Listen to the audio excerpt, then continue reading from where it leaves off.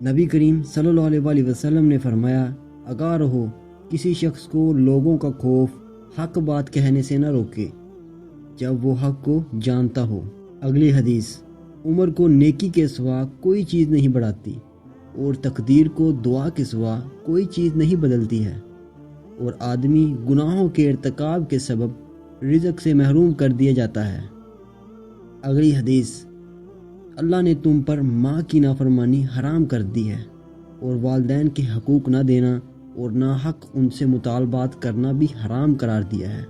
اگلی حدیث، مسلمان کو گالی دینے سے آدمی فاسق ہو جاتا ہے، اور مسلمان سے لڑنا کفر ہے۔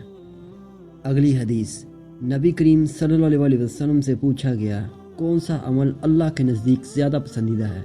فرمایا کہ جس پر ہمیشگی کی جائے، خواہ وہ تھوڑا ہی ہو۔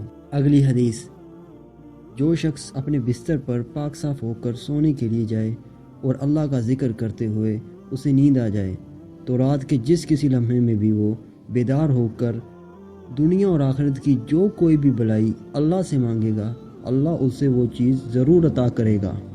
اگلی حدیث، آدمی کبھی ایسی بات کہہ دیتا ہے جس میں وہ خود کوئی حرج نہیں سمجھتا، حالانکہ اس کی وجہ سے وہ 70 برس تک جہنم کی آگ میں گرتا چلا جائے گا۔ اگلی حدیث، کامیاب ہو گیا وہ شخص جس کو اسلام کی ہدایت نصیب ہوئی اور ضرورت کے مطابق روزی ملی اور اس نے اس پر قناعت کی۔ اگلی حدیث، قیامت صرف بدترین لوگوں پر ہی قائم ہوگی۔